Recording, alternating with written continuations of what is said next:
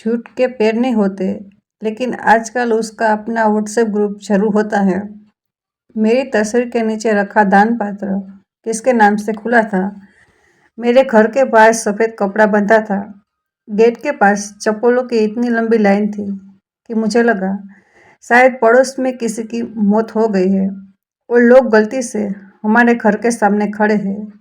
मैंने ऑटो वाले को पैसे दिए, अपना छोटा बैग उठाया और गेट की तरफ बढ़ी। तभी अंदर से रोने की आवाज़ आई। मेरे कदम रुक गए। वह आवाज़ मेरी छोटी बहन कविता की थी। मैं उसे कहीं भी पहचान सकती थी, पर रोते हुए कह रही थी, दीदी ऐसे चली जाएगी। मैंने कभी सोचा भी नहीं था। मेरे हाथ से बैग लगभग छूट गया। एक पल के लिए मुझे लगा मैंने गलत सुना है। मैं तेज कदमों से आंगन में गई। फिर मैंने जो देखा उसे देखकर मेरे पैरों के नीचे से जमीन खिसक गई। सामने मेरी बड़ी तस्वीर रखी थी, वही नीली साड़ी वाली तस्वीर जो मेरे बेटे रोहन ने पिछले साल मेरे जन्मदिन पर खींची थी। तस्वीर पर फूलों की माला थी, नीचे अगरबत्तियां जल रही थी और उसके पास एक सफ़ेद कागज पर मेरा नाम लिखा था, मीरा शर्मा, जन्म 1964, मृत्यु 2026 में जिंदा खड़ी थी, लेकिन मेरे अपने घर में मेरी मौत मनाई जा रही थी। सबसे पहले पड़ोस की सीमा जी ने मुझे देखा। उनके हाथ में पानी का गिलास था। गिलास उनके हाथ से गिर गया। मीरा कमरे में बैठे लोगों ने उनकी तरफ देखा, फिर मेरी तरफ। कुछ लोग उठ खड़े हुए। एक बूढ़ी चाची ने अपना मुंह ढक लिया। मेरी बहन कविता रोना भूल गई और तभी मैंने अपने बेटे को देखा, रोहन। वह सफ़ेद कुर्ते में खड़ा था। उसका चेहरा पीला पड़ गया। ऐसा लग रहा था जैसे उसने सच में कोई भूत देख लिया हो। मैंने उसके आंखों में सीधे देखा। रोहन, ये सब क्या है? वह कुछ नहीं बोला। मैंने अपनी तस्वीर की तरफ इशारा किया। मेरे फोटो पर माला क्यों है? उसके होठ हिले, लेकिन आवाज़ नहीं निकली। मैं उसके थोड़ा और पास गई। तुमने लोगों से कहा कि मैं मर गई। कमरे में इतनी खामोशी हो गई कि अगरबत्ती की राख गिरने की आवाज़ भी सुनाई दे सकती थी। फिर रोहन ने बहुत धीरे कहा, माँ, आवाज़ कैसे आ गई? उसका सवाल सुनकर मेरे शरीर में ठंडी सी दौड़ गई। उसने यह नहीं पूछा कि मैं ठीक हूँ या नहीं। उसने यह नहीं कहा कि भगवान का शुक्र है आप जिंदा है। उसने पूछा, मैं आज कैसे आ गई? यानी उसे मेरे जिंदा होने से ज़्यादा परेशानी मेरे वापस आने के समय से थी। उसी पल मुझे समझ आ गया, ये कोई छोटी गलतफहमी नहीं थी और जो सच अगले कुछ घंटों में मेरे सामने आने वाला था। उसने मुझे यह सिखाया कि कभी कभी सबसे खतरनाक धोखा किसी अनजान आदमी से नहीं मिलता, वह उस इंसान से मिलता है जिसके लिए आपने अपनी पूरी जिंदगी लगा दी हो। लेकिन उससे पहले अगर आप मेरी जगह होते और अपने ही घर में अपनी तस्वीर पर माला देखते, तो क्या आप पहले अपने बेटे की बात सुनते या उसी समय पुलिस बुलाते?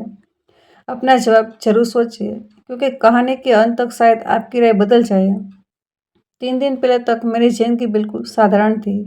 मैं 62 साल की हूँ। मेरा नाम मीरा शर्मा है। मैं लखनऊ के एक सरकारी स्कूल में प्रधानाचार्य रह चुकी हूँ। 4 साल पहले रिटायर्ड हुई थी। मेरे पति सुरेश की मृत्यु 7 साल पहले हुई। हमारी शादी को लगभग 32 साल हुए थे। हमने कोई बहुत अमीर जिंदगी नहीं जी, लेकिन हमने जो भी बनाया धीरे धीरे बनाया। यह घर भी जब हमने उसे खरीदा था तब आसपास इतने मकान नहीं थे। सुरेश कहा करते थे, मेरा घर सिर्फ दीवार नहीं होता, यह आदमी की मेहनत का जमा हुआ समय होता है। उस समय में उनकी बात पर हंस देती थी। आज समझती हूँ कि वह सही थे। हमारा एक ही बेटा है, रोहन। जब वह छोटा था तो पढ़ाई में बहुत तेज नहीं था, लेकिन बातों में तेज था। स्कूल की फीस देर से जमा होती तो मैं अपने लिए नहीं, साड़ी नहीं खरीदती। कॉलेज में उसका दाखिला हुआ तो हमने अपने बचत का बड़ा हिस्सा लगाया। जब उसने व्यवसाय शुरू करने की बात कही तो मैंने अपनी 2 पुराने सोने की चूड़ियाँ बेच दी। मुझे कोई पछतावा नहीं था। मैं माँ थी। मुझे लगता था बेटे पर खर्च किया पैसा कभी खर्च नहीं होता, वो भविष्य में बदल जाता है। शायद यही मैं थोड़ी गलत थी। पैसा भविष्य में बदल सकता है, लेकिन इंसान का चरित्र नहीं खरीदा जा सकता। रिटायरमेंट के बाद मेरे पास 3 बड़ी चीज़ें थी। एक घर, मेरी कुछ सावधि जमा और कानपुर के पास मेरे पिता से मिली एक छोटी जमीन। रोहन कई बार कह चुका था, वहाँ ये सब मेरे नाम कर दीजिए, बाद में वैसे भी मुझे ही मिलना है। पहली बार उसने कहा तो मैंने मजाक में टाल दिया। दूसरी बार मैंने समझाया, बेटा जो चीज़ मेरी है वो मेरे जिंदा रहते मेरे नाम रहेगी। तुम्हारे पापा भी यही चाहते थे। वो नाराज नहीं हुआ। कम से कम उस समय मुझे ऐसा ही लगा। वो मुस्कुराया। माँ, मैं लालची थोड़ी हूँ। मैं तो आपका काम आसान करना चाहता हूँ। ये बात सुनकर मैंने भी बात खत्म कर दी। लेकिन कुछ हफ्तों बाद उसके व्यवहार में छोटे छोटे बदलाव आने लगे। पहले वो महीने में 2 बार आता था, अब हर दूसरे दिन आने लगा। कभी बिजली का बिल देखने के बहाने, कभी बैग का काम पूछने, कभी कहता, माँ, आपके सारे कागज एक जगह होने चाहिए। एक दिन वह एक फाइल लेकर आया। माँ, यहाँ साइन कर दीजिए। मैं रसोई में चाय बना रही थी। मैंने पूछा, क्या है? बैग का नॉमिनी अपडेट है। मैंने गैस बंद की और बाहर आ गई। दिखाओ। वो हंस पड़ा। आपको मुझ पर भरोसा नहीं है क्या? यह वाक्य बहुत लोग सुनते हैं और यही गलती करते हैं। भरोसा और दस्तावेज दो अलग चीज़ें हैं। मैंने स्कूल में 30 साल काम किया था। मैं बच्चों को हमेशा कहती थी, पढ़े बिना उत्तर मत लिखो। तो मैं बिना पढ़े अपना नाम कैसे लिख देती? मैंने कागज पढ़ना शुरू किया। पहले पन्ने पर बैग की बात थी, दूसरे पर भी। तीसरे पन्ने पर एक शब्द देखकर मैं रुक गई, पावर ऑफ अटर्नी। मैंने रोहन की तरफ देखा। इसकी ज़रूरत क्या है? उसने तुरंत कागज़ मेरे हाथ से ले लिया। अरे, यह गलत पेज लग गया होगा। गलत कैसे लग गया? वकील ने फाइल बनाई है माँ, मैं देखता हूँ। उसने कागज़ अपने बैग में डाल दिया। बात वही खत्म हो गई। लेकिन मेरे मन में एक छोटी सी खरोच पड़ गई। रात को मुझे सुरेश की बात याद आई। वह कहा करते थे, मेरा परिवार में प्यार रखना, लेकिन हिसाब में साफ रहना। उस समय यह बात बहुत कठोर लगती थी। अब नहीं लगती। अगले दिन रोहन फिर आया। मैं ऊपर छत पर कपड़े लेने गई थी। नीचे लौटी तो वह मेरे कमरे में था। उसने मेरे जमीन वाले कागज हाथ में ले रखे थे और फ़ोन से तस्वीर खींच रहा था। मैंने पूछा, क्या कर रहे हो? वह जरा भी नहीं घबराया। डिजिटल कॉपी बना रहा हूँ। आजकल सब चीज़ स्कैन करके रखनी चाहिए। उसकी बात गलत नहीं थी। आजकल सच में कागज़ की डिजिटल कॉपी रखना अच्छा होता है। लेकिन सवाल यह था कि उसने मुझसे पूछा क्यों नहीं। मैंने फाइल उससे ले ली। अगली बार पहले बताना। उसने कहा, ठीक है माँ। बस 2 शब्द, लेकिन उसके चेहरे पर एक पल के लिए जो चीज मैंने देखी वो मुझे याद रह गई। उसी शाम मेरी बहन कविता का फोन आया। उसने कहा, दीदी, 3 दिन का महिला ध्यान शिविर है, चलोगी? मैंने पहले मना कर दिया। फिर सोचा, घर और बैंक की चिंता करते करते कब तक बैठी रहूंगी। मैंने रोहन को बताया, शुक्रवार को जा रही हूँ, रविवार शाम लौट आऊंगी। उसने मेरी उम्मीद से ज़्यादा खुशी दिखाई। बहुत अच्छा है माँ, फ़ोन भी बंद रखना, थोड़ा आराम मिलेगा। मैं हंसती, तुम मुझे घर से भगाना चाहते हो क्या?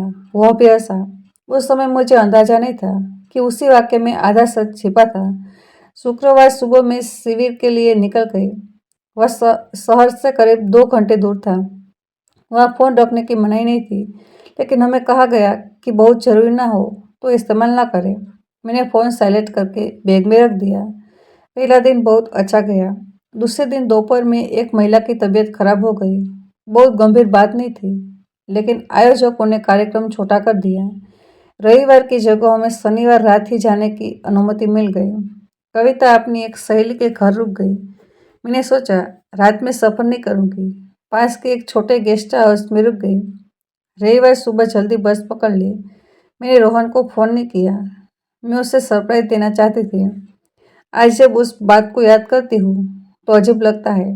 मैं अपने बेटे को सरप्राइज देने जा रही थी। असल में सरप्राइज मेरा इंतजार कर रहा था। रास्ते में मैंने फ़ोन खोला। कई मिस्ड कॉल थी। ज़्यादातर अनजान नंबर। 2 कॉल मेरी पुरानी सहकर्मी निर्मला की थी, 3 सीमा जी की, एक मेरे बैग से भी था। मैंने सोचा शायद कोई सामान्य बात होगी। तभी एक संदेश दिखा। मेरी पुरानी छात्रा ने लिखा था, मैम, मुझे विश्वास नहीं हो रहा। भगवान आपकी आत्मा को शांति दे। मैंने संदेश 2 बार पढ़ा। पहले लगा उसने गलत नंबर पर भेज दिया है। फिर एक और संदेश आया, मैम, हमारे लिए माँ जैसी थी। अब मेरा दिल तेज धड़कने लगा। मैंने निर्मला को फ़ोन किया। उसने फ़ोन उठाया। हेलो। मैंने कहा, निर्मला, क्या हुआ है? दूसरी तरफ कुछ सेकंड कोई आवाज़ नहीं आई। फिर उसने पूछा, कौन? मैं चौंकी। मेरा फ़ोन पर एकदम सन्नाटा। फिर उसने इतना ज़ोर से कहा कि मुझे फ़ोन कान से हटाना पड़ा। मीरा, हाँ, वह रोने लगी। तुम जिंदा हो? अब मेरे शरीर में डर उतर गया। यह कैसा सवाल है? उसने कहा, रोहन ने कल रात बताया कि रास्ते में तुम्हारे एक्सीडेंट हो गया था। उसने कहा, पहचान और कागज की परेशानी के कारण वही अंतिम संस्कार करना पड़ा। आज घर पर शोक सभा है। मैं बस की सीट पर पत्थर जैसी बैठी रही। खिड़की के बाहर पेड़ पीछे भाग रहे थे, लेकिन मेरे दिमाग में एक ही वाक्य घूम रहा था। मेरे बेटे ने लोगों से कहा था कि मैं मर चुकी हूँ। मैंने तुरंत रोहन को फोन किया। उसका फोन बंद था। मैंने नेहा को किया, उसने भी नहीं उठाया। मैंने सीमा जी को फोन करने की कोशिश की, फिर रुक गई। मैंने सोचा, पहले घर पहुंचती हूँ। मैं समझना चाहती थी कि हुआ क्या है। शायद कोई गलत खबर आई हो, शायद रोहन ने किसी और मीरा को समझ लिया हो। दिमाग अजीब समय पर अजीब बहाने बनाता है। हम उस इंसान को बचाने की कोशिश करते हैं जिस पर हम भरोसा होता है, यहाँ तक कि जब सच हमारे सामने खड़ा हो। बस से उतरने के बाद मैंने ऑटो लिया। जैसे जैसे मैं अपने मोहल्ले के पास पहुंच रही थी, मेरे पेट में दर्द जैसा होने लगा। गली के बाहर मुझे दो जान पहचान वाले लोग सफेद कपड़ों में दिखे। उन्हें मुझे नहीं देखा। एक आदमी दूसरे से कह रहा था, बेचारा रोहन, अचानक माँ चले गई। मुझे लगा मैं किसी फिल्म में हूँ, लेकिन फिल्मों में आदमी कैमरा बंद कर सकता है, जिंदगी में नहीं। और फिर मैं घर पहुंची। वही सफ़ेद कपड़ा, वही चप्पलें, वही रोती हुई कविता और मेरी तस्वीर पर वही माला। अब मैं रोहन के सामने खड़ी थी। उसने कहा, माँ अंदर चलिए, मैं सब समझता हूँ। मैंने पूछा, सबको बाहर क्यों नहीं बताते कि मैं चिंता हूँ? बताइए, अभी बताओ। माँ पहले मेरी बात सुनिए। उसकी आवाज़ में विनती थी, लेकिन आंखों में डर। मैंने पहली बार अपने बेटे को उस तरफ देखा, जैसे वो मेरा बेटा नहीं, कोई ऐसा आदमी हो जिसे मैं समझने की कोशिश कर रही हूँ। तभी मेरे पति के पुराने दोस्त वकील अरविंद वर्मा आंगन में आए। वो मुझे देखकर वहीं रुक गए। मीरा जी, मैंने कहा। हाँ, मैं ही हूँ। उन्होंने रोहन की तरफ देखा। तुमने मुझे कल फोन पर क्या बताया था? रोहन बोला, अंकल, गलतफहमी हो गई। अरविंद जी का चेहरा बदल गया। मौत की गलतफहमी। लोग फुसफुसाने लगे। रोहन ने हाथ जोड़ दिए। सब लोग कृपया कुछ देर हमें अकेला छोड़ दिए। मेरी बहन मेरे पास आना चाहती थी, लेकिन मैंने उसे आंखों से रुकने का इशारा किया। मैं सीधे अपने कमरे की तरफ गई। दरवाज़ा खुला था। मैं हमेशा अपनी अलमारी की ऊपर वाली दराज रोक रखती थी। वह खुली हुई थी। मेरा दिल बैठ गया। मैंने दराज खींची। मेरी जमीन की असली फाइल गायब थी। फिक्स डिपॉजिट के कागज भी नहीं थे। मेरे पति की पुरानी रजिस्ट्री की कॉपी भी गायब थी। मैंने रोहन की तरफ देखा। मेरे कागज कहाँ है? उसने जवाब नहीं दिया। अरविंद जी मेरे पीछे कमरे में आ गए। उनकी नज़र मेज के नीचे पड़े एक कागज पर गई। उन्होंने उसे उठाया। कागज आधा मुड़ा हुआ था। उन्होंने उसे खोला, पहले पढ़ा, फिर मेरी तरफ देखा। मीरा जी, इसे देखिए। मैंने कागज हाथ में लिया। ऊपर मेरा पूरा नाम लिखा था, नीचे एक तारीख कल की, और उसके नीचे लिखा था कि मेरी मृत्यु हो चुकी है और मेरा बेटा रोहन शर्मा मेरा कानूनी वारिस है। मेरे हाथ कांपने लगे। मैंने रोहन को देखा। यह किसने बनाया? वह चुप रहा। मैंने फिर पूछा, मेरी मौत की खबर फैलाने से पहले यह कागज तैयार हुआ था या बाद में? रोहन ने नजरें नीचे कर ली। उसका चुप रहना मेरे सवाल का जवाब था। लेकिन तभी अरविंद जी ने कागज पलटा। पीछे किसी प्रॉपर्टी एजेंट का नाम और फोन नंबर लिखा था। उसके नीचे एक रकम लिखी थी, 1,35,00,000। मैंने धीरे से पूछा, यह क्या है? रोहन ने पहली बार मेरी आंखों में देखा और उसी समय दरवाजे पर खड़ी नेहा रोते हुए बोली, माँ जी, रोहन ने आपकी मौत की खबर सिर्फ लोगों को नहीं दी थी। मैं उसकी तरफ मुड़ी। उसने कांपती आवाज में कहा, उसने आपका घर बेचने की बात भी शुरू कर दी थी। और तभी मुझे समझ आया कि मैं अपने अंतिम संस्कार में नहीं लौटी थी। मैं शायद अपनी पूरी जिंदगी की कमाई बचाने के आखिरी मौके पर लौटी थी। नेहा की बात सुनकर कमरे में ऐसा सन्नाटा छा गया जैसे किसी ने अचानक सारी आवाज़ें बंद कर दी हो। मैंने उसकी तरफ देखा। घर बेचने के बाद नेहा ने सिर हिलाया। उसकी आंखें सूजी हुई थी। माँ जी, मुझे पूरी बात कल रात पता चली। उससे पहले मुझे भी वही बताया गया था जो वाकई सबको बताया गया। मैंने रोहन की तरफ देखा। वो अभी चुप था। मैंने कहा, तुम बोलोगे या हर बात कोई और बताएगा? रोहन ने गहरी सांस ली। माँ, बात वैसी नहीं है जैसे लग रही है। मुझे पहली बार उस वाक्य पर गुस्सा आया। जब कोई आदमी बहुत बड़ा गलत काम कर देता है तो अक्सर यही कहता है, बात वैसी नहीं है जैसे लग रही है। मैंने शांत आवाज में कहा, ठीक है, फिर जैसे है वैसे बता दो। उसने कुर्सी खींची और बैठ गया। मैं खड़ी रही। मुझे उस समय बैठना अच्छा नहीं लग रहा था। शायद मुझे डर था कि अगर बैठ गई तो कमजोर पड़ जाऊंगी। रोहन ने कहा, मेरा बिजनेस पिछले 8 महीने से बहुत खराब चल रहा है। मैंने कुछ नहीं कहा। मैंने 2 बड़े ऑर्डर लिए थे। माल समय पर नहीं पहुंचा। एक ग्राहक ने पेमेंट रोक दी। दूसरे ने केस करने की धमकी दी। तो मैंने उधार लिया। कितना? वह चुप हो गया। अरविंद जी ने कहा, रकम बताओ। रोहन ने बहुत धीमे कहा, लगभग 37 लाख। मेरे मुंह से अपने आप निकला 37 लाख। नेहा रो पड़ी। मुझे भी पूरी रकम नहीं पता थी। मैंने पूछा, तुमने मुझसे क्यों नहीं कहा? रोहन ने सिर उठाया, क्योंकि आप मुझे रोक देती किससे? और पैसा लगाने से, जमीन बेचने से, लोन लेने से, हर चीज से। मैंने पहली बार उसकी बात के पीछे की सोच समझी।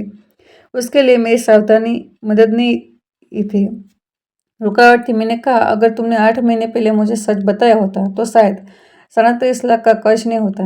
वो अचानक तेज हो गया। आपको लगता है मैं कोशिश नहीं कर रहा था? मैंने ऐसा नहीं कहा। सब लोग यही सोचते हैं। बिजनेस बंद कर दो, नौकरी कर लो, खर्च कम करो। किसी को नहीं पता कि मैंने कितना लगाया है। मैंने उसकी बात पूरी होने दी। फिर कहा, और इसलिए तुमने मुझे मरा हुआ घोषित कर दिया। उसका चेहरा फिर नीचे हो गया। यही वह बात थी जिसका उसके पास कोई अच्छा जवाब नहीं था। कर्ज समझ में आ सकता था, डर समझ में आ सकता था, गलत फैसले भी समझ में आ सकते थे, लेकिन अपनी जिंदा माँ की मौत की खबर फैलाना कोई सामान्य गलती नहीं थी। मैंने अरविंद जी से पूछा, यह कागज असली है? उन्होंने दोबारा देखा।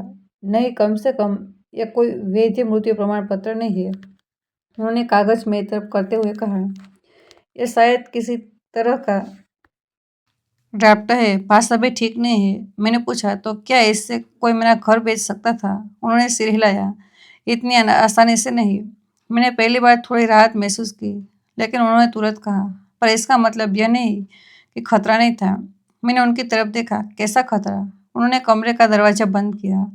अगर किसी के पास आपके पहचान पत्रों की कॉपी हो, संपत्ति के कागजों की जानकारी हो, आपके हस्ताक्षर की नकल हो, और वह झूठे दस्तावेज बनाने की कोशिश करे, तो परेशानी पैदा की जा सकती है।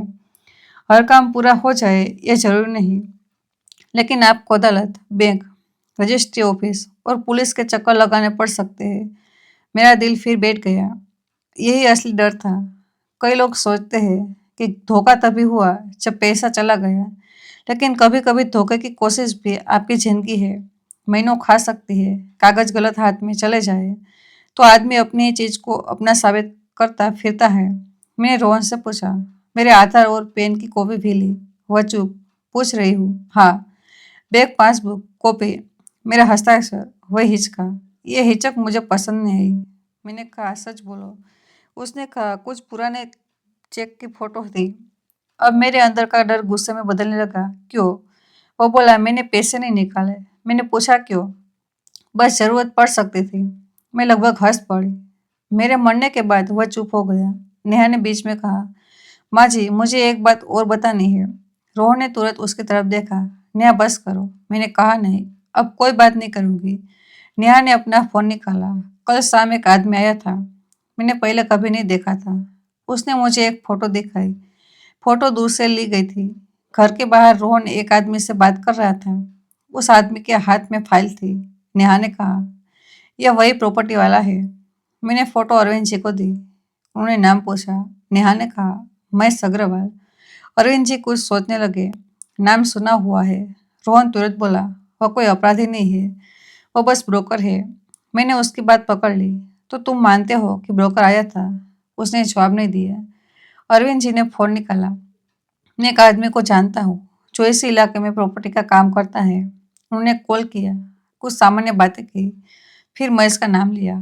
फोन पर क्या जवाब मिला हम पूरी तरह नहीं सुन सके, लेकिन अरविंद जी का चेहरा गंभीर होता गया। कॉल खत्म होने के बाद उन्होंने कहा, महेश पिछले महीने से इस इलाके में खरीदार ढूंढ रहा है। मैंने पूछा, मेरे घर के लिए संभव है? उन्होंने रोहन की तरफ देखा। क्या तुमने घर दिखाया था? रोहन ने कहा, सिर्फ बाहर से। किस अधिकार से, अंकल? मैं माँ का बेटा हूँ। अरविंद जी का जवाब बहुत सीधा था। बेटा होना मालिक होना नहीं होता। वो बात मेरे दिल में उतर गई। हमारे समाज में ये गलती बहुत होती है। माँ बाप सोचते हैं मेरा बेटा है, घर उसी का है। बच्चा सोचने लगता है घर आखिर मेरा ही तो है। लेकिन कानून भावना से नहीं चलता। जिसके नाम संपत्ति है, फैसला उसका होता है। मैंने रोहन से पूछा, महेश ने कितने पैसे देने की बात की? मुझे नहीं पता। मैंने मेज पर पड़े कागज की तरफ इशारा किया। 1,35,00,000 किसने लिखा? उसने कहा, बहुत सी अनुमान वाली कीमत थी और तुम उस कीमत से खुश थे। उसने कोई जवाब नहीं दिया। मेरे पति ने यह घर लगभग 20 साल पहले लिया था। तब इसकी कीमत आज की तुलना में बहुत कम थी। इलाका बदल चुका था। 5 नई सड़क बनी थी। 2 अस्पताल खुले थे। एक बड़ा मॉल भी आने वाला था।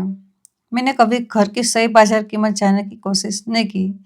रोहन ने की थी। क्यों? क्योंकि उसे घर में अपना बचपन नहीं दिख रहा था। उसे उसमें पैसा दिख रहा था। यही फर्क था। मैंने कहा, मेरे कमरे से सारी फाइलें वापस लाओ। माँ अभी वह उठा और दूसरे कमरे में गया। मैं उसके पीछे नहीं गई। कुछ मिनट बाद वो 2 फाइलें लेकर लौटा। लेकिन मैंने तुरंत देखा कि सब कुछ नहीं था। जमीन की रजिस्ट्री वो मेरे ऑफिस में है। क्यों? कॉपी करवाने के लिए। असली वह चुप। मैंने माथा पकड़ लिया। अरविंद जी ने तुरंत कहा, मीरा जी, अब एक भी घंटा खराब मत कीजिए। उन्होंने मुझे बहुत साफ शब्दों में समझाया। सबसे पहले बैंक जाइए, अपने खाते की स्थिति देखिए। कोई नया नॉमिनी पता, मोबाइल नंबर या ईमेल बदला गया है या नहीं, जांचिए। फिर संपत्ति से जुड़े दस्तावेजों की सूची बनाइए। जो गायब है लिखिए। तीसरा, अपने फ़ोन और ईमेल के पासवर्ड बदल दीजिए। मुझे अजीब लगा। मैंने कहा, अपने ही बेटे से? उन्होंने कहा, यह बेटे या गैर का सवाल नहीं है, यह सुरक्षा का सवाल है। उनकी बात कठोर थी, लेकिन सही थी। मैंने उसी समय अपना फ़ोन उठाया। मेरी बैंकिंग ऐप खुल रही थी। पासवर्ड काम नहीं कर रहा था। मैंने दोबारा डाला, फिर भी नहीं। मेरे हाथ ठंडे पड़ गए। मैंने रोहन की तरफ देखा। पासवर्ड बदला नहीं तो क्यों नहीं खुल रहा? उसने कहा, शायद आप भूल रही है। मैंने फ़ोन उसकी तरफ बढ़ाया। मैं 4 साल स्कूल संभाल चुकी हूँ। रिटायर्ड होने के बाद भी अपने सारे खाते खुद संभालती हूँ। मुझे अपना पासवर्ड याद है। अरविंद जी ने कहा, बैंक का फ़ोन कीजिए। मैंने बैंक के आधिकारिक नंबर पर कॉल किया। कई विकल्पों के बाद मेरी बात एक कर्मचारी से हुई। पहचान की जांच हुई। मैंने पूछा कि मेरे खाते में हाल में कोई बदलाव हुआ है क्या? वो कुछ सेकंड चुप रही। फिर उसने कहा, मैडम, आपके खाते पर कल इंटरनेट बैंकिंग रिसेट का अनुरोध आया था। मैंने कुर्सी पकड़ ली। किसने किया? रिक्वेस्ट आपके रजिस्टर्ड मोबाइल नंबर से शुरू हुई थी, लेकिन पूरी नहीं हुई। मैंने अपने फ़ोन की तरफ देखा। मैं शुक्रवार से बाहर थी। फ़ोन ज़्यादातर बैंक में बंद था। फिर मुझे याद आया, शुक्रवार सुबह निकलने से पहले मेरा फ़ोन करीब आधा घंटा रोहन के पास था। उसने कहा था कि वह एक नया अपडेट डाल रहा है, क्योंकि फ़ोन धीमा चल रहा था। मैंने रोहन की तरफ देखा। मेरे फ़ोन से वेक रीसेट करने की कोशिश की। वह घबरा गया। माँ, मैंने पैसे नहीं लिए। यही बात तुम बार बार क्यों कर रहे हो? क्योंकि मैंने पैसे नहीं लिए। मैंने यह नहीं पूछा कि सफल हुआ या नहीं। मैंने पूछा, कोशिश की या नहीं। वह चुप। कई बार आदमी का सबसे बड़ा कबूलनामा उसका चुप रहना होता है। बैंक कर्मचारी ने कहा कि सुरक्षा के लिए मेरी इंटरनेट बैंकिंग अस्थायी रूप से रोक दी जा सकती है। मैंने तुरंत सहमति दी। मैंने उनसे यह भी पूछा कि क्या किसी ने मेरे खाते का नॉमिनी बदलने की कोशिश की है। उन्होंने कहा कि मुझे शाखा आकर पूरी जांच करनी होगी। फ़ोन रखने के बाद मेरे हाथ काँप रहे थे। नेहा मेरे पास बैठ गई। मैंने कहा, मुझे पानी चाहिए।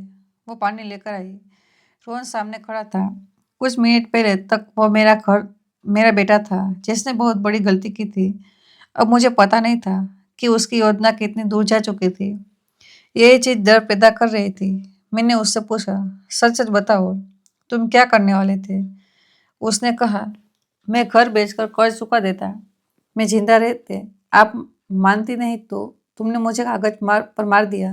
वो अचानक टूट गया। मुझे समझ नहीं आ रहा था क्या करूँ। उसकी आवाज़ ऊंची हो गई। हर दिन फोन आते थे। कोई पैसा मांगता था, कोई धमकी देता था कि केस करेगा। नेहा को कुछ पता नहीं था। बच्चे की स्कूल फीस बाकी थी, ऑफिस का किराया बाकी था। मेरे पास रास्ता नहीं था।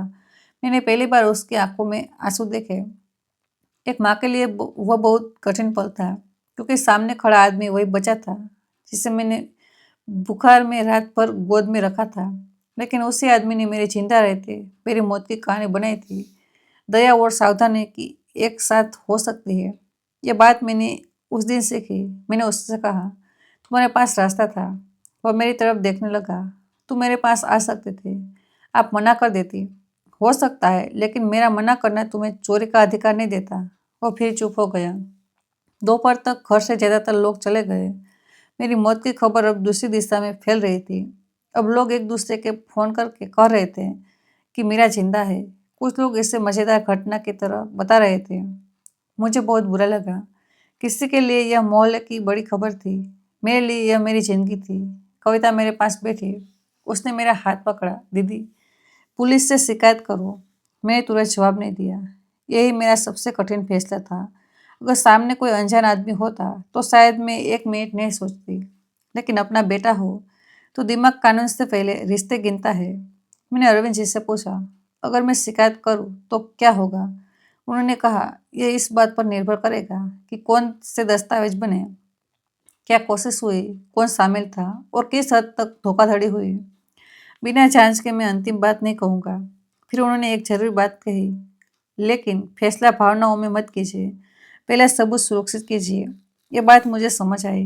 लोग गुस्से में सबसे पहले सामने वाले को फोन करके धमकाते हैं, फिर सामने वाला मैसेज मिटा देता है, कागज गायब कर देता है, कहानी बदल देता है।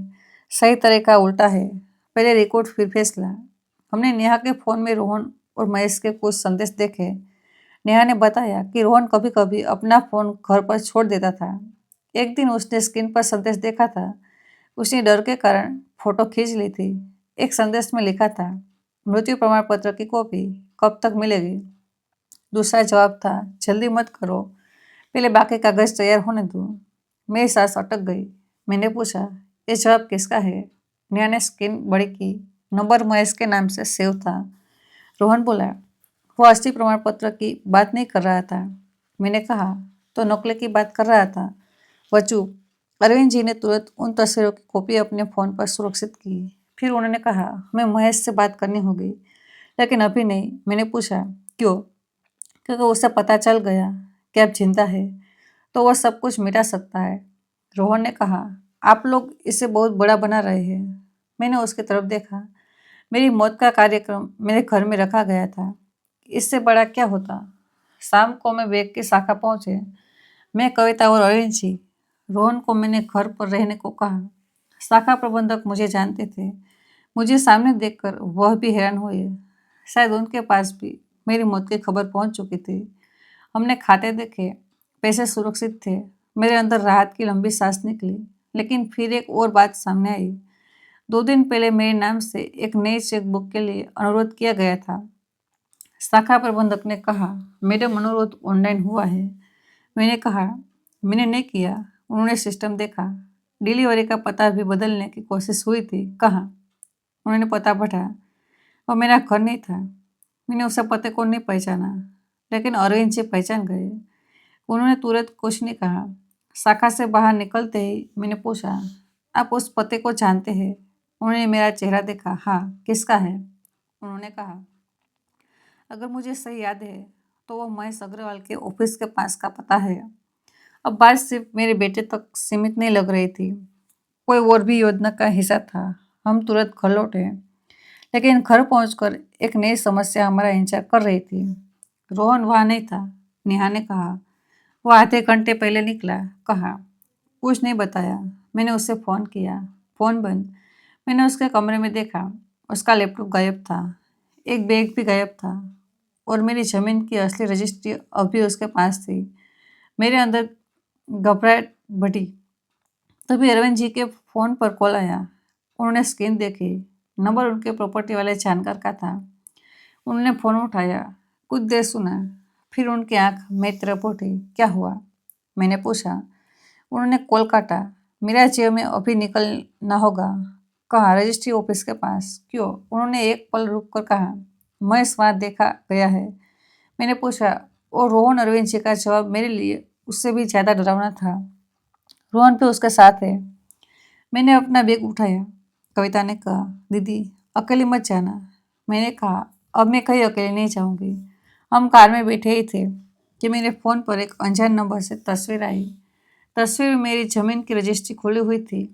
उसके ऊपर एक सफ़ेद कागज़ रखा था। उस कागज़ पर मेरे नाम के नीचे एक हस्ताक्षर था। हस्ताक्षर देखकर मेरी सांस रुक गई। वो बिल्कुल मेरे हस्ताक्षर जैसा दिख रहा था, लेकिन मैंने वो हस्ताक्षर कभी किया ही नहीं था। तस्वीर के नीचे सिर्फ शब्द लिखे थे। मैडम, देर हुई तो जमीन गई। उस क्षण मुझे समझ आ गया कि मेरे बेटे ने सिर्फ मेरी मौत की खबर नहीं फैलाई थी, किसी ने मेरी पहचान बनकर मेरे नाम से काम करना भी शुरू कर दिया था। और अब सवाल यह नहीं था कि रोहन ने मेरे साथ क्या किया।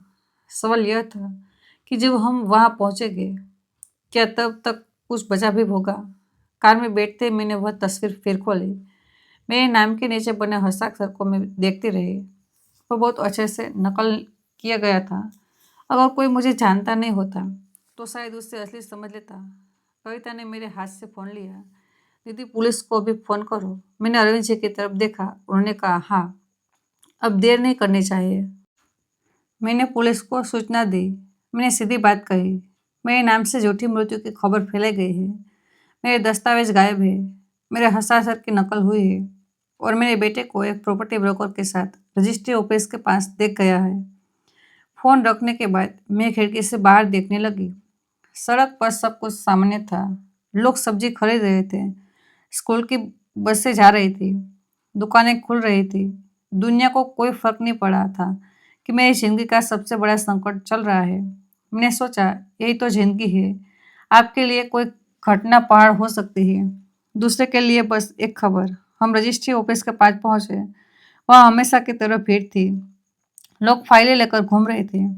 कोई स्टेप पेपर पूछ रहा था, कोई वकील खोज रहा था, कोई दस्तावेज पर फोटो लग रहा था।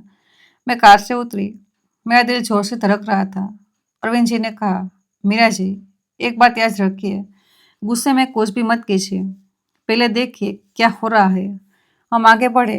थोड़ी दूर पर रहने मैंने रोहन को देख लिया। वह महेश के साथ खड़ा था। महेश करीब 50 साल का आदमी था। हल्की नीली शर्ट, काले जूते, हाथ में चमड़े की फाइल। रोहन मुझे देखकर जम गया। महेश ने मेरी तरफ देखा, फिर रोहन की तरफ। उसके चेहरे पर ऐसा भाव आया जैसे उसकी पूरी योजना एक सेकंड में बदल गई है। मैं सीधे उनके सामने जाकर खड़ी हो गई। मैंने रोहन से पूछा, मेरी रजिस्ट्री कहाँ है? उसने कहा, माँ, आप यहाँ क्यों आई? मैंने कहा, यह सवाल आज दूसरी बार पूछ रहे हो। उसने नजर झुका ली। मैंने महेश की तरफ देखा। आप महेश अग्रवाल है? वह तुरंत बोला, जी, लेकिन मुझे शायद गलत जानकारी दी गई थी। मैंने कहा, क्या जानकारी? यही कि आप। वह रुक गया। मैंने उसकी बात पूरी की। मर चुकी हूँ। उसने कुछ नहीं कहा और मरे हुए आदमी की जमीन खरीदने आए थे। वह बोला, देखिए मैडम, मैं सिर्फ ब्रोकर हूँ। मुझे जो कागज दिखाए गए, मैंने उन्हीं के आधार पर बात की। अरविंद जी ने पूछा, कौन से कागज? महेश की आंखें इधर उधर घूमने लगी। अभी कोई लेन देन नहीं हुआ है। मैंने कहा, मेरा हस्ताक्षर किसने किया? अब रोहन बीच में बोला, माँ, कोई रजिस्ट्री नहीं हुई है। मैंने अपना फोन उसके सामने कर दिया। तो ये क्या है? तस्वीर देखकर उसके चेहरे का रंग बदल गया। उसने महेश की तरफ देखा। महेश तुरंत बोला, यह मैंने नहीं भेजा। अरविंद जी ने पूछा, तो किसने भेजा? वह चुप। तभी पीछे से 2 पुलिसकर्मी आए। उनके साथ एक अधिकारी था। उन्होंने मेरा नाम पूछा। मैंने हाथ उठाया। मैं मीरा शर्मा हूँ। उसने पहले मुझे देखा, फिर रोहन को, फिर महेश को। मैंने पूरी बात छोटे छोटे वाक्यों में समझाई। उन्होंने कहा कि सभी लोग शांति से रह रहे हो। दस्तावेज दिखाइए। महेश ने पहले कहा कि उसके पास कुछ नहीं है, लेकिन जब अधिकारी ने उसकी फाइल देखने को कहा तो उसमें मेरी जमीन की रजिस्ट्री की कॉपी निकली, मेरे आधार की कॉपी, मेरी पेन की कॉपी और एक ड्राफ्ट एग्रीमेंट। उस पर खरीदार की जगह अभी नाम नहीं था, लेकिन बेचने वाला की जगह मेरा नाम लिखा था। नीचे जो हस्ताक्षर था वो मेरा नहीं था। मैंने कागज उठाया। यह मैंने नहीं किया। अधिकारी ने पूछा, क्या आप नीचे थे? मैंने कहा, अपने हस्ताक्षर आदमी पहचानता है। उन्होंने रोहन से पूछा, यह कागज कहाँ से आया? रोहन बोला, मैंने सिर्फ ड्राफ्ट बनवाया था। हस्ताक्षर मैंने नहीं किया। फिर किसने किया? वह चुप। महेश ने तुरंत कहा, मुझे भी यही बताया गया था कि परिवार की सहमति है। मैंने कहा, कौन सा परिवार? मैं मालिक हूँ, मुझसे किसी ने पूछा। महेश ने मेरी तरफ नहीं देखा। कुछ मिनटों के बाद साफ होने लगी। असल में अभी तक कोई भी रजिस्ट्री नहीं हुई थी, कोई बिक्री पूरी नहीं हुई थी। ये सुनते ही मेरे शरीर से जैसे आधा बोझ उतर गया। लेकिन समस्या खत्म नहीं हुई थी। जो कोशिश हुई थी वो अपने आप में गंभीर थी। अधिकारी ने वो कहा कि दस्तावेज और डिजिटल संदेश जांच के लिए देने होंगे। हम सबको बयान देना होगा। मैंने एक बात वही समझी, धोखाधड़ी के मामलों में सबसे जरूरी चीज सिर्फ गुस्सा नहीं होती, सबूत होता है। कौन सा संदेश कब आया, किसने कौन सा दस्तावेज रखा, किस खाते में क्या बदलने की कोशिश हुई, किस नंबर से बात हुई। अगर उस दिन नेहा ने स्क्रीन की फोटो नहीं ली होती, अगर मैंने बैग से जांच नहीं करवाई होती और अगर हमने दस्तावेज समय पर सुरक्षित नहीं किए होते, तो बाद में कई बातें सिर्फ आरोप बनकर रह जाती। रोहन अचानक मेरे पास आया। हाँ, मैंने घर बेचने की कोशिश की, मैं मानता हूँ, लेकिन यह हस्ताक्षर मैंने नहीं किए। मैंने उसकी तरफ देखा। मेरी मौत की खबर किसने फैलाई? उसने कहा। मैंने। झूठी खबर? हाँ। मेरे कागज किसने लिए? मैंने। ब्रोकर को किसने बुलाया? मैंने। बैंक का पासवर्ड बदलने की कोशिश? वह चुप रहा। मैंने कहा, तो तुम्हें सच बोलने में अब भी समस्या हो क्यों है? उसकी आंखों में पानी आ गया, क्योंकि मैं डर गया था। मैंने कहा, तुम उस दिन से डर रहे थे जिस दिन तुम्हारा बिजनेस डूबना शुरू हुआ। लेकिन हर बार तुमने डर से सच की तरफ जाने का बजाय झूठ की तरफ कदम उठाया। वह रोने लगा। पहले मैं सोचती थी, अगर मेरा बेटा मेरे सामने रोएगा तो मैं तुरंत उसे गले लगा लूंगी। उस दिन नहीं लगाया, क्योंकि हर आंसू पछतावा नहीं होता। कभी कभी वो पकड़े जाने का डर भी हो जाता है। हमें पुलिस स्टेशन जाना पड़ा। वहाँ बयान दर्ज हुआ। मैंने हर बात साफ साफ बताई। मैंने यह नहीं कहा कि रोहन ने वह काम किया जो मुझे पता नहीं था, और जो उसने किया था उसे छिपाया भी नहीं। अरविंद जी ने मुझे यही सलाह दी थी, जो जानते हैं वही कहिए, बाकी जांच पर छोड़िए। यह भी एक जरूरी सीख थी। गुस्से में हमें कहानी में नई बातें जोड़ देते हैं, लेकिन सच को मजबूत बनाने के लिए उसे बढ़ाना नहीं पड़ता। शाम तक हमें पता चला कि महेश ने एक स्थानीय दस्तावेज लिखने वाले आदमी से कुछ ड्राफ्ट तैयार करवाए थे।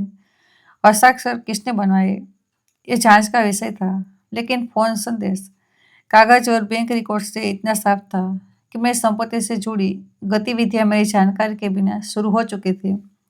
मैंने शिकायत वापस नहीं ली। यह फैसला आसान नहीं था। कविता ने कहा, दीदी सही किया। नेहा ने कुछ नहीं कहा। रोहन बस कुर्सी पर बैठा रहा। कल लौटते समय में पूरी तरह थक चुकी थी। मेरे घर के बाहर अब सफेद कपड़ा नहीं था। किसी ने मेरी तस्वीर से माला उतार दी थी। मैंने वही तस्वीर उठाई, कुछ सेकंड उसे देखा, फिर अलमारी में रख दी। वही तस्वीर सुबह मेरी मौत का सबूत बनाई गई थी। शाम को वही तस्वीर मुझे एक बात याद दिला रही थी, इंसान सिर्फ सांस लेने से जिंदा नहीं रहता, उसे अपने नाम, अपने फैसलों और अपनी इज्जत पर भी जिंदा रहना पड़ता है। अगले कुछ दिन बहुत कठिन थे। मैंने सबसे पहले अपनी बैंकिंग सुरक्षित की, पासवर्ड बदले, मोबाइल और ईमेल की सुरक्षा जांची, बैंक में लिखी सूचना दी कि बिना मेरी मौजूदगी और सही जांच के कोई बड़ा बदलाव ना किया जाए। जो दस्तावेज रोहन के पास थे उन्हें वापस लिया। कुछ दस्तावेजों की प्रमाणित प्रतियां अलग जगह सुरक्षित रखी। मैंने अपनी संपत्ति की पूरी सूची बनाई, कौन सा कागज कहाँ है, किस खाते में कौन नॉमिनी है, किसे क्या अधिकार है, किसे कोई अधिकार नहीं है। मेरे लिए यह सिर्फ बचाव नहीं था, यह शिक्षा थी। हम अपने घर में गैस बंद करके देखते हैं, दरवाजा लॉक करते देखते हैं, लेकिन कई लोग अपने वित्तीय कागज ऐसे छोड़ छोड़ देते हैं जैसे उनसे कोई खतरा नहीं। जबकि कभी कभी सबसे बड़ा नुकसान ताले से नहीं, हस्ताक्षर से होता है। कुछ दिन बाद रोहन ने मुझसे अकेले बात करने की अनुमति मांगी। हम बैठक में बैठे। उसका चेहरा बदला हुआ लग रहा था, थका हुआ। उसने कहा, माँ, मैं जेल नहीं जाना चाहता। मैंने उसे देखा। मैं भी अपना बेटा अपराधी नहीं देखना चाहती थी। उसने सिर नीचे कर लिया। मैंने शुरुआत घर बेचने के विचार से की थी। मुझे लगा अब बाद में समझ जाएगी। मेरे मरने की खबर फैलाकर उसने आंखें बंद कर ली। महेश ने कहा था कि जब तक आपके कागज की स्थिति साफ नहीं होगी, कोई खरीदार आगे नहीं आएगा। मैंने झूठ बोल दिया कि आप नहीं रही। क्यों? क्योंकि मुझे जल्दी पैसा चाहिए था और अंतिम संस्कार। उसने कहा, मेरी सबसे बड़ी गलती वही हुई। मैंने कहा, नहीं, पहली गलती कर छिपाना था, दूसरी झूठ बोलना, तीसरी मेरे दस्तावेज लेना, चौथी मेरी मौत बनाना। आदमी एक ही दिन में इतना नीचे नहीं गिरता रोहन। वो हर गलत कदम को छोटा समझ कर नीचे जाता है। पर रोने लगा। मुझे माफ़ कर दो। मैंने कहा, माफ़ी और भरोसा एक चीज़ नहीं है। वो मेरी तरफ देखने लगा। मैंने पहली बार उसके सामने अपना फैसला रखा। तुम अब इस घर में नहीं रहोगे। उसका चेहरा बदल गया। माँ, नेहा और बच्ची अगर चाहे तो कुछ समय यहाँ रह सकती है, लेकिन तुम नहीं। आप मुझे घर से निकाल रही है। मैं अपनी सुरक्षा कर रही हूँ। मैं आपका बेटा हूँ। मैंने कहा, और यही कारण है कि यह फैसला इतना दर्द देता है। मैंने उससे यह भी साफ कहा कि मैं उसके बिजनेस का कर्ज नहीं चुकाऊंगी। अगर वह कानूनी तरीके से कर्ज का हिसाब बनाए, संपत्ति बेचे जो उसके अपने है, खर्च घटाए और भुगतान की योजना बनाए, तो मैं उसे सलाह लेने में मदद कर सकती हूँ। लेकिन मेरा घर उसके कर्ज का इलाज नहीं होगा। यह सुनकर वह नाराज हुआ, फिर दुखी हुआ, फिर चुप हो गया। उसे शायद पहली बार समझ आया कि माँ होना और एटीएम होना अलग चीज़ें हैं। अगले महीने रोहन ने अपना ऑफिस बंद कर दिया। उसने कार बेच दी, कई गैर जरूरी खर्च रोक दिए। उसने एक वित्तीय सलाहकार और वकील के साथ बैठकर कर्ज की सूची बनाई। कुछ लेनदार के साथ भुगतान की नई योजना बनी। कुछ मामले कानूनी प्रक्रिया में गए। चमत्कार नहीं हुआ। 37 लाख का कर्ज एक दिन में गायब नहीं हुआ। यही बात मुझे इस कहानी में सच लगती है। जिंदगी में समस्या का समाधान अक्सर एक बड़े भाषण से नहीं होता, छोटे छोटे कठिन फैसलों से होता है। नेहा कुछ महीनों के लिए अपनी बेटी के साथ मेरे पास रही। उसने रोहन से अलग होने का फैसला तुरंत नहीं लिया। मैंने उस पर दबाव भी नहीं डाला। मैंने सिर्फ इतना कहा, अपना फैसला डर से मत करना, सोच करना। कुछ समय बाद उसने अलग किराए के घर में रहने का फैसला किया। रोहन अपनी गलती सुधारने की कोशिश करता रहा। हमारा रिश्ता खत्म नहीं हुआ, लेकिन पहले जैसा भी नहीं रहा। वह जब घर आता तो मेरे कमरे की अलमारी अब बंद रहती। मेरे दस्तावेज अब उसकी पहुंच में नहीं थे। पहले मुझे यह सोचकर दुख होता था, फिर समझ आया कि सीमा बनाना नफरत नहीं होती।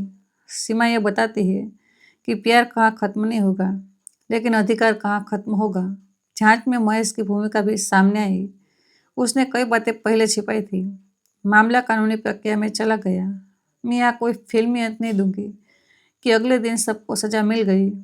असल जिंदगी में जांच, दस्तावेज और अदालत समय लेते हैं, लेकिन मेरी संपत्ति सुरक्षित रही। कोई बिक्री पूरी नहीं हुई, बैंक का पैसा नहीं गया, और सबसे जरूरी बात, मेरे नाम से कोई वैध हस्तांतरण नहीं हो पाया। मेरे लिए ये पहली जीत थी। करीब 6 महीने बाद मेरे जन्मदिन पर रोहन आया। इस बार उसके हाथ में कोई फाइल नहीं थी, कोई कागज नहीं, सिर्फ एक छोटा डिब्बा था। उसमें 2 साधारण कांच की चूड़ियाँ थी। उसने कहा, मुझे आपके सोने की चूड़ियाँ याद है जो आपने मेरे लिए बेची थी। अभी मैं सोना नहीं खरीद सकता, लेकिन एक दिन खरीद कर दूंगा। मैं डिब्बा बंद कर दिया। मुझे चूड़ियाँ वापस नहीं चाहिए। उसने पूछा, फिर क्या चाहिए? मैंने कहा, ऐसी जिंदगी जियो जिसमें तुम्हें अपनी माँ को मरा हुआ बताने की जरूरत ना पड़े। उसने सिर नीचे कर लिया। मैंने उसे उस दिन माफ कर दिया या नहीं, इसका जवाब आसान नहीं है। मेरे दिल में उसके लिए प्यार आज भी है, लेकिन भरोसा धीरे धीरे लौटता है। शायद सालों में, शायद पूरा कभी नहीं। और मैंने ये स्वीकार कर लिया है। मैंने एक और बड़ा फैसला किया। मैंने अपनी वसीयत और नॉमिनी की व्यवस्था दोबारा सही तरीके से बनवाई। सब कुछ साफ लिखा, कौन सी चीज़ किसे मिलेगी, किस परिस्थिति में कौन निर्णय नहीं ले सकता है। मैंने जरूर दस्तावेजों की सूची अपनी बहन कविता और वकील अरविंद जी के पास भी सुरक्षित रखी। मैंने किसी को बिना कारण शक की नज़र से देखना नहीं सीखा। मैंने सिर्फ यह सीखा कि अच्छे रिश्तों को भी साफ व्यवस्था की जरूरत होती है, क्योंकि अस्पष्टता कई बार लालच को जगह देती है। आज उस घटना को महीनों हो चुके हैं। कभी कभी सुबह चाय लेकर उससे आंगन में बैठती हूँ, जहाँ लोग मेरी मौत मौत पर रो रहे हैं। मुझे वह दिन बहुत साफ याद है। सफ़ेद कपड़ा, चप्पलों की लाइन, अगरबत्ती, मेरी तस्वीर पर फूल, मेरी बहन की आवाज़ और मेरे बेटे का चेहरा जब उसने मुझे जिंदा देखा। पहले मुझे लगता था उस दिन मैं अपने अंतिम संस्कार में पहुंची थी। अब मुझे लगता है मैं अपनी ज़िंदगी के सबसे ज़रूरी पार्ट में पहुंची थी। मैंने सीखा कि अपने बच्चों से प्यार कीजिए, लेकिन अपनी पहचान मत दीजिए। मदद कीजिए, लेकिन अपनी पूरी आर्थिक सुरक्षा किसी और के हाथ में मत दीजिए। दस्तावेज पढ़िए, बैंक अलर्ट देखिए, पासवर्ड साझा करने से पहले सोचिए, नॉमिनी और मालिक के फर्क को समझिए, और सबसे जरूरी, किसी रिश्ते में अगर मुझ पर भरोसा है तो साइन कर दो। जैसी बात को प्यार की परीक्षा मत बनने दीजिए। सच्चा भरोसा सवाल पूछने से नहीं टूटता, झूठ से टूटता है। मेरे बेटे ने उस दिन मेरी जान नहीं ली थी, लेकिन उसने मेरी आवाज़, मेरी अनुमति और मेरे अधिकार को हटाकर मुझे कागजों पर खत्म करने की कोशिश की थी। और शायद इसी वजह से मेरा जिंदा लौटना इतना जरूरी था। जब मैं अपने घर के दरवाजे पर खड़ी थी, सबको लगा एक मरी हुई औरत वापस आ गई है, लेकिन सच कुछ और था। उस सुबह कोई मरी हुई औरत वापस नहीं आई थी। उस सुबह एक माँ पहली बार पूरी तरह जागी थी। मैंने अपनी तस्वीर से माला उतारी, अपने घर की चाबी उठाई, अपने कागज वापस लिए और अपने बेटे से सिर्फ एक बात कही, जिस दिन तुमने मेरी मौत की खबर फैलाई, उस दिन तुमने सोचा था मैं तुम्हारे रास्ते से हट गई हूँ। लेकिन आज से याद रखना, मैं तुम्हारी माँ हूँ, तुम्हारी संपत्ति नहीं। और उस दिन के बाद मेरे घर में सबसे बड़ा बदलाव ताला नहीं था। सबसे बड़ा बदलाव यह था कि अब प्यार अपनी जगह था और अधिकार अपनी जगह। तो दोस्तों, आपको यह कहानी कैसी लगी? अपनी राय कमेंट बॉक्स में ज़रूर बताइए। और ये कहानी आप कहाँ कहाँ से देख रहे हैं, अपना और अपने शहर का नाम ज़रूर लिख भेजें। और कहानी पसंद आई तो वीडियो को लाइक, चैनल को सब्सक्राइब करना ना भूलें। मिलते हैं जल्दी एक नई कहानी के साथ। तब तक के लिए धन्यवाद।